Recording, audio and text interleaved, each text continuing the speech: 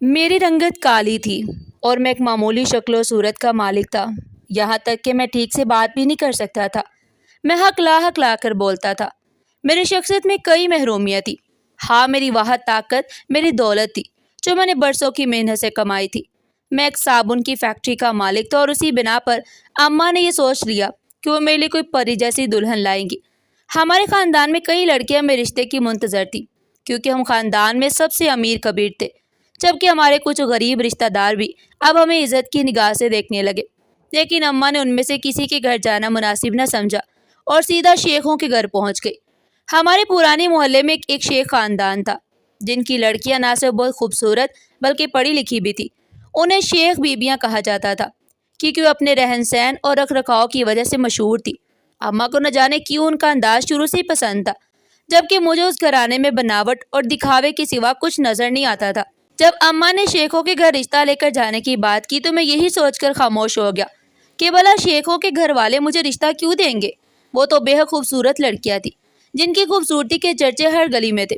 میں ان کی طرف سے انکار کا انتظار کر رہا تھا، مگر اماں نے خوشخبری سنائی کہ شیخوں کی ماں نے میرے رشتے کے لیے ہاں کر دیا ہے۔ مجھے یقین نہیں آ رہا تھا کہ ان جیسی خوبصورت لڑکی میری شریکی حیات بننے جا رہی تھی۔ رشتہ طے ہونے کے بعد شادی کی تیاریاں شروع ہوئی اور پھر وہ دن بھی آ گیا جب نشین دلہن بن کر میرے گھر آ گئی۔ اس کے پاس جاتے ہوئے میرا دل زور زور سے دھڑک رہا تھا کیونکہ خوبصورتی کا اپنا ہی ایک روب ہوتا ہے۔ جب میں نشین کے سامنے گیا تو یہ بات سچ ثابت ہو گئی۔ وہ ذرا بھی نہیں شرمائی بلکہ آنکھوں میں آنکھیں ڈال کر مجھے دیکھنے لگی۔ پہلے تو مجھے یہ ایک حسین اتفاق لگا، پھر اس کی نگاہوں میں کچھ عجیب سا احساس محسوس ہوا۔ وہ مجھے محبت سے نہیں بلکہ جیسے کسی شکوے کے ساتھ دیکھ رہی تھی۔ میں اس کی قریب بیٹھ گیا، اس کا ہاتھ پکڑا، منہ دکھائی کی رسم ادا کرنے کی کوشش کی تو پہلے سے بھی زیادہ غور سے مجھے دیکھنے لگی، جیسے اسے یقین نہ آ رہا ہو کہ میں ہی اس کا شوہر ہوں۔ میں نے کچھ نہیں کہا اور خاموشی سے کمرے سے باہر آ گیا۔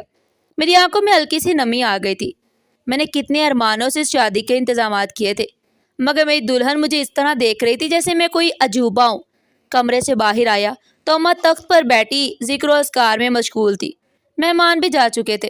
اماں کو دیکھتے مجھے یاد آیا کہ میں تو پہلے اس شادی پر راضی نہیں تھا۔ میری حالت دیکھ کر وہ سمجھ گئی کہ کوئی بات مجھے پریشان کر رہی ہے۔ میں نے اماں کی گود میں سر رکھا اور پوٹ پوٹ کر رونے لگا۔ اماں نے پوچھا، ارے میرے بچے، کیا ہوا؟ شادی کی رات دلہن کو چھوڑ کر یہاں کیوں آ گئے؟ میں نے ساری بات انہیں بتا دی۔ میری بات سن کر اماں ہنسنے لگی۔ میں نے حیرت سے پوچھا، اماں اس میں ہنسنے والی کیا بات ہے؟ اماں بولی، ارے میرے بھولے بچے، وہ لڑکی بہت شرارتی ہے، اس لیے تو میں نے تمہاری اسے شادی کی ہے۔ وہ اپنی شرارتوں سے اس گھر میں رونق لگا دے گی۔ ابھی تم اسے جانتے ہی کہاں ہو اور تم ڈر کر یہاں آ گئے ہو۔ چلو واپس جاؤ، اب دوبارہ میرے پاس مت آنا۔ اماں کی بات سن کر میرا دل کچھ ہلکا ہوا، مگر مجھے یقین نہیں آ رہا تھا کہ نشین کا یہ رویہ صرف شرارت تھا۔ میں واپس کمرے میں گیا تو وہ سو چکی تھی۔ میں نے بھی کچھ نہ کہا اور خاموشی سے سو گیا۔ اگلی صبح اماں نے مجھ سے کچھ نہیں پوچھا۔ میں بے حد خوش نظر آ رہا تھا، مگر نشین کا رویہ اب بھی ویسا ہی تھا۔ اس نے مجھے شوہر کے طور پر قبول نہیں کیا تھا۔ شاید وہ اس رشتے کو قبول کرنے کے لیے کچھ وقت چاہتے تھے۔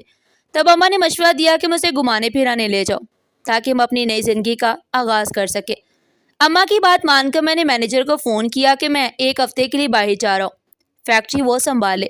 میرا چھوٹا بھائی بھی تھا، مگر اس کی تعلیم کی وجہ سے وہ زیادہ تر ہاسٹل میں رہتا تھا، اس سے میں نے تمام انتظامات خود کیے۔ پھر میں نے نشین کو بتایا کہ ہم اپنا ہنی مون منانے باہر جا رہے ہیں۔ یہ سنتے اس کے چہرے پر ناپسندیدگی کے آثار نمایاں ہو گئے۔ وہ اس خبر سے بالکل خوش نہیں تھی۔ اس نے صرف اتنا کہا، پہلے میں سب کے لیے ناشتہ بنا لوں پھر چلتے ہیں۔ میں نے اسے خوش کرنے کے لیے یہ سرپرائز دیا تھا، مگر اس نے کوئی خوشی ظاہر نہیں کی۔ ناشتہ بنانے کے بعد وہ سادگی سے تیار ہوئی، ایک سوٹ کیس تیار کی اور بولی، میں تیار ہوں، چلو چلتے ہیں۔ اس کا رویہ دیکھ کر میں خاموش رہا۔ کچھ دیر بعد ہم گاڑی میں روانہ ہوئے۔ میں راستے بھر خوشگوار باتیں کرتا رہا، مگر اس نے میری کسی بات کا جواب نہیں دیا۔ وہ صرف خاموشی سے مجھے دیکھتی رہی۔ اب میں اس رویے کا عادی ہو چکا تھا۔ ابھی ہم آدھے راستے ہی پہنچے تھے کہ اماں کا فون آ گیا۔ وہ بہت پریشان تھی۔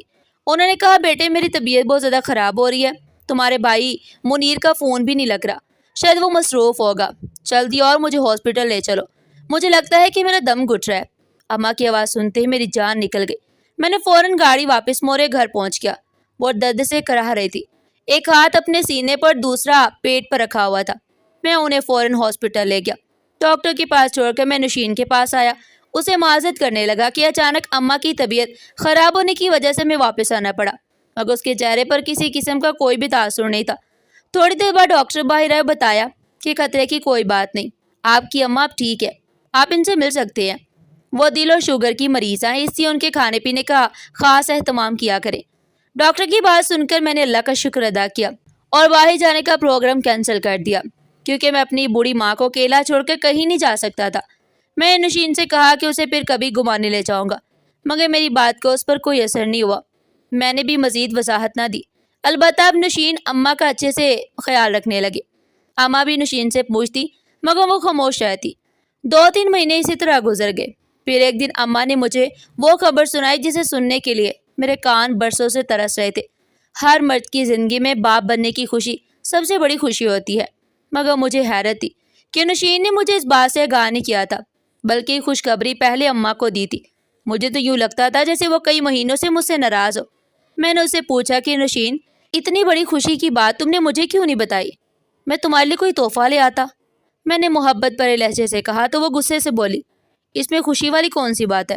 اولاد سب کی ہوتی ہے، ہماری بھی ہو جائے گی، تو اس میں کیا خاص بات ہے؟ اس کی بات سن کر مجھے بے اختیار ہنسی آ گئی. میں نے کہا، کیا تمہیں ماں بننے کی خوشی نہیں ہوئی؟ وہ خاموش ہو گئی. میں نے مسکرا کر کہا، مجھے لگتا ہے ہمارا بیٹا بہت خوش قسمت ہوگا، اس کے آنے سے میری زندگی بدل جائے گی. میری بات پر نشین نے مجھے گھور کر دیکھا اور بولی، یہ تو آنے والا وقت ہی بتائے گا کہ تمہاری زندگی بچے کے آنے سے سنورتی ہے یا بگڑتی ہے. میں نے کہا، ٹھیک ہے، میں اسی وقت کا انتظار کروں گا. یہ کہہ کر میں کمرے سے باہر آ گیا.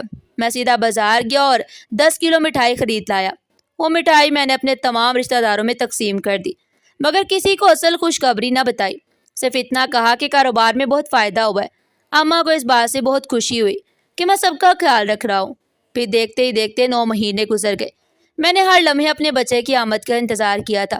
آخر وہ مبارک دن آ گیا جب میرے گھر ننھا سا مہمان آنے والا تھا. ان دنوں میرا چھوٹا بھائی ہاسٹل میں تھا اور میں فیکٹری کے کاموں میں مصروف رہتا تھا. گھر میں صرف اماں اور نشین تھی.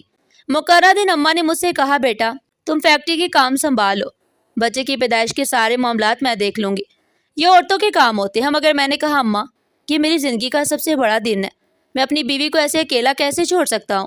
آج مجھے گھر پر رہنے دے، کل سے میں باقاعدگی سے فیکٹری چلا جاؤں گا. میری بات سن کر اماں خاموش ہو گئی. پھر وہ مبارک لمحہ آ گیا جب نشین نے خوبصورت سے بیٹے کو جنم دیا. میں نے اپنے بیٹے کو گود میں اٹھایا اور بے حد پیار کیا. نشین نے خالی خالی نظروں سے میری جانب دیکھا اور بولی، زیادہ خوش نہ ہو، مجھے لگتا ہے یہ بچہ صرف نقصان کرنے کے لیے پیدا ہوا ہے. میں نے حیرت سے پوچھا، اس کا کیا مطلب ہے؟ نشین، کبھی تو اچھی بات کر لیا کرو. مجھے اس پر غصہ آیا اور میں نے اسے ڈانٹ دیا. وہ ناراضگی سے خاموش ہو گئے. میں اور اماں نئے مہمان کی خدمت میں لگ گئے. ظہر کی اذان ہوئی تو میں نماز پڑھنے کے لیے ہاسپٹل میں جگہ ڈھونڈنے لگا. اسی دوران فیکٹری کے مینیجر کا فون آیا. اس نے بتایا کہ شارٹ سرکٹ کی وجہ سے فیکٹری میں آگ لگ گئی ہے، کافی زیادہ نقصان ہوا ہے اور 2 مزدور بھی جاں بحق ہو گئے ہیں. یہ خبر سن کر میرے ہوش اڑ گئے. میں نماز ادا کی اور فوراً فیکٹری کی طرف روانہ ہو گیا. راستے پر اللہ سے دعا کرتا رہا. مجھے اپنے مال کی فکر نہیں تھی، بلکہ ان مزدوروں کا دکھ تھا جن کی جان چلے گئے. جب میں وہاں پہنچا تو آگ پر قابو پا لیا تھا، مگر میری آدھی فیکٹری جل چکی تھی. میں دونوں مزدوروں کی تدفین کا انتظام کیا اور ان کے گھر والوں کی مالی مدد بھی کی. فیکٹری دوبارہ سنبھالنے میں مجھے تقریباً 1 مہینہ لگ گیا. ایک دن جب میں گھر آیا تو پہلی دفعہ نشین کو خوش دیکھا. وہ بولی، لگتا ہے میرا بیٹا میری زندگی آسان کرنے کے لیے پیدا ہوا ہے. میں نے مسکرا کر کہا، شکر ہے تمہیں بھی اپنے بیٹے کی اہمیت کا احساس ہو گیا. پھر میں نے ہنستے ہوئے کہا، اب اگر ایک اور بیٹا ہو جائے تو میری ساری خواہشات پوری ہو جائیں گی. میری یہ بات سن کر اس نے غصے سے مجھے دیکھا. کچھ ہی عرصے بعد میرا یہ خواب بھی پورا ہونے والا تھا. 6 مہینے کے اندر میں نے اپنی فیکٹری دوبارہ اپنے پاؤں پر کھڑی کر دی. اور خوشی کی بات یہ تھی کہ نشین دوبارہ ماں بننے والی تھی. اب گھر میں ایک نوکرانی بھی رکھ لی گئی، کیونکہ اللہ تعالیٰ نے ہمیں اتنی خوشحالی دے دی کہ کسی چیز کی کمی نہیں رہی. میں نہیں چاہتا تھا کہ نشین اس حالت میں گھر کے کام کرے، مگر اس دوران اس کا رویہ میرے ساتھ مزید سخت ہوتا جا رہا تھا. میں یہی سمجھتا تھا کہ حمل کے دنوں میں مزاج بدل جانا معمول کی بات ہے، اس لیے اس کی ہر بات خاموشی سے برداشت کر لیتا. اماں بھی مجھے سمجھاتی تھی کہ جس عورت کی ہاں بیٹا پیدا ہوتے ہیں اس کا مزاج کچھ چڑچڑا ہو جاتا ہے. تم اس کا برا نہ مانا کرو، تمہاری بیوی تمہارے لیے بہت بابرکت ثابت ہوئی ہے. اس کے آنے سے ہمارے گھر میں پہلے سے زیادہ خوشحالی آ گئی ہے. میں نے محسوس کیا کہ نوشین کو اپنی تعریف سننا بالکل پسند نہیں تھا۔ میں سوچا اس بار اسے خوش کرنے کے لیے کوئی خاص تحفہ ضرور دوں گا۔ میں نے اماں سے مشورہ کیا تو انہوں نے کہا نوشین کے لیے سونے کا خوبصورت سا سیٹ اور 10 اچھے سوٹ لے آؤ، بلکہ تمہیں ہر بار کرنا چاہیے تھا۔ بچے کی پیدائش پر تو ہر کوئی تحفہ دیتا ہے، مگر وہ تمہیں دوسرا بیٹا دینے والی ہے، اس کے لیے جتنا کرو کم ہے۔ اماں کی بات مجھے اچھی لگی۔ اگلے دن میں نے 10 مہنگے جوڑے اور ایک سونے کا سیٹ خرید لیا۔ میری خواہش تھی کہ ان جوڑوں کی سلائی بھی خاص انداز میں ہو تاکہ میری بیوی کو کسی چیز کی کمی محسوس نہ ہو۔ 2 دن بعد میں نے سوچا گھر جا کر نوشین سے کپڑوں کا ناپ لے لوں تاکہ بچے کی پیدائش تک سب کپڑے تیار ہو جائے۔ مجھے یقین تھا کہ وہ تحفہ دے کر بہت خوش ہوگی۔ جب میں گھر پہنچا تو اماں گھر پر نہیں تھی۔ نوکرانی رشیدہ کچن میں کام کر رہی تھی مگر نوشین کہیں نظر نہیں آ رہی تھی۔ مجھے تشویش ہوئی کہ وہ اس حالت میں کہاں چلے گئے۔ میں نے پورا گھر تلاش کیا مگر وہ نہ ملے۔ آخر میں نے گھبرائی ہوئی رشیدہ سے پوچھا رشیدہ سچ سچ بتاؤ نوشین کہاں گئی ہے؟ کیا اس نے تمہیں کچھ بتایا تھا؟ بی بی جی کسی کے ساتھ باہر گئی ہیں اور مجھے صرف اتنا کہا تھا کہ میری ساس اور شوہر کو اس بارے میں کچھ نہ بتانا۔ مجھے رشیدہ کی وفاداری پسند آئی۔ پھر میں نے سوچا کہ شاید یہ دونوں آپس میں کوئی کھیل کھیل رہی ہوں اور میری بیوی کو میرے خلاف اور مجھے میری بیوی کے خلاف بھڑکا رہی ہوں۔ عام طور پر کام والیاں ایسی باتیں کرتی رہتی ہیں، اس لیے میں نے اس بات کو نظر انداز کر دیا اور خود ہی نوشین کے ناپ کے کپڑے لے آیا۔ میں نے وہ جوڑے درزی کو سلائی کے لیے دے دی اور اماں کو بھی بتا دیا کہ میں نوشین کا ناپ درزی کو دے آیا ہوں۔ اماں بھی بہت خوش تھی۔ پھر زیادہ وقت نہ گزرا کہ نوشین نے دوسری بار بھی ایک خوبصورت بیٹے کو جنم دیا۔ میری خوشی کی انتہا نہ رہی۔ مجھے یوں لگ رہا تھا جیسے میرے پاؤں زمین پر نہیں تھے۔ جب میں ہاسپٹل سے باہر نکلا تو ایک عورت نے مجھے روک لیا۔ اس نے کالی چادر اوڑھ رکھی تھی۔ پہلے مجھے لگا شاید وہ کوئی بھکاری عورت ہے۔ میں نے اس کی جھولی میں کچھ پیسے ڈالے اور آگے بڑھنے لگا، مگر اس نے آواز دے کر مجھے روک لیا اور کہا بیٹا میری بات سن، تیری بیوی منحوس ہے اور وہ جو بھی اولاد پیدا کرے گی وہ تیرے نقصان کا باعث بنے گی۔ تیری گاڑی بھی جل کر راکھ ہو جائے گی۔ اس سے پہلے کہ تو مکمل برباد ہو جیسے طلاق دے کر گھر سے نکال دے۔ اس عورت نے یہ بات نہایت پراسرار انداز میں کہی۔ ایک لمحے کے لیے میں سوچ میں پڑ گیا کہ کہیں یہ کوئی پہنچی ہوئی فقیرنی تو نہیں جسے میرے گھر کے حالات معلوم ہے۔ یہ بات ضرور سچ تھی کہ پہلے بچے کی پیدائش کے بعد مجھے بہت بڑا نقصان اٹھانا پڑا تھا، مگر میں نے اس کی بات پر یقین نہیں کیا۔ جب میں گھر پہنچا تو اماں نے بتایا کہ تم دوسری بار بھی ایک خوبصورت بیٹے کے باپ بن گئے ہو۔ سب لوگ مجھے مبارکباد دے رہے تھے۔ میں نے اس عورت کی بات کسی کو نہ بتائی، مگر دل ہی دل میں سوچتا رہا کہ وہ عورت کون تھی۔ میں نے نوشین سے بھی اس بارے میں کوئی بات نہیں کی، مگر میرے دل میں بے چینی ضرور تھی۔ دوسرے بیٹے کی پیدائش کی تقریباً 1 ہفتے بعد وہ عورت دوبارہ میری گاڑی کے سامنے آ گئی۔ اس بار اس کا حلیہ پہلے سے بہتر تھا۔ میں نے اسے پہلے سے زیادہ پیسے دیے، مگر اس نے پھر بھی وہی بات دہرائی۔ اسی لمحے مجھے اپنی نوکرانی رشیدہ کی بات یاد آئی، جسے بتایا تھا کہ ایک عجیب و غریب حلیے والی عورت اکثر نوشین سے ملنے آتی ہے اور نوشین اسے کافی رقم دیتی ہے۔ میں نے غور سے دیکھا تو محسوس ہوا کہ یہی وہ عورت ہے۔ میں اسے اپنی گاڑی میں بٹھا کر ایک سنسان جگہ لے گیا اور سختی سے پوچھا کہ وہ میرے بارے میں کیا جانتی ہے، سچ سچ بتا دے ورنہ پولیس کے حوالے کر دوں گا۔ وہ ڈر گئی اور اس نے سارا سچ بتا دیا۔ اس نے بتایا کہ وہ سب کو نوشین کے کہنے پر کر رہی تھی۔ وہ نوشین کے پرانے محلے میں رہتی تھی اور بھیک مانگ کر گزارا کرتی تھی۔ نوشین اسے میرے ہی گھر کے پیسوں سے اچھی خاصی رقم دیتی تھی اور کہتی تھی کہ میرے دل میں اس کے خلاف غلط فہمیاں پیدا کرے تاکہ میں اسے طلاق دے دوں۔ اس کی وجہ یہ تھی کہ میں شکل و صورت میں خوبصورت نہیں تھا اور نوشین کسی اور کو پسند کرتی تھی۔ وہ مجھ سے طلاق لے کر اس شخص کے ساتھ نئی زندگی گزارنا چاہتی تھی، حالانکہ وہ 2 بچوں کی ماں بن چکی تھی۔ جب میں نے نوشین کے بارے میں حقیقت سنی تو وہ میری نظروں سے مکمل طور پر گر گئی۔ میں نے اس بوڑھی عورت کو کچھ نہ کہا کیونکہ وہ ایک مجبور بیوہ تھی۔ میں نے اسے جانے دیا، مگر نوشین کے لیے میرے دل میں پہلے جیسی عزت باقی نہیں رہی۔ میں نے فیصلہ کیا کہ میں اسے زندگی بھر طلاق نہیں دوں گا، چاہے وہ میرے خلاف کتنی ہی سازش کیوں نہ کرے۔ اب میں یہ سوچ رہا ہوں کہ اپنی زندگی کے سکون کے لیے دوسری شادی کر لوں، کسی ایسی عورت سے جو مجھ سے وفاداری کرے، میرے ساتھ خوشی سے رہے اور میری زندگی کو خوشیوں سے بھر دے۔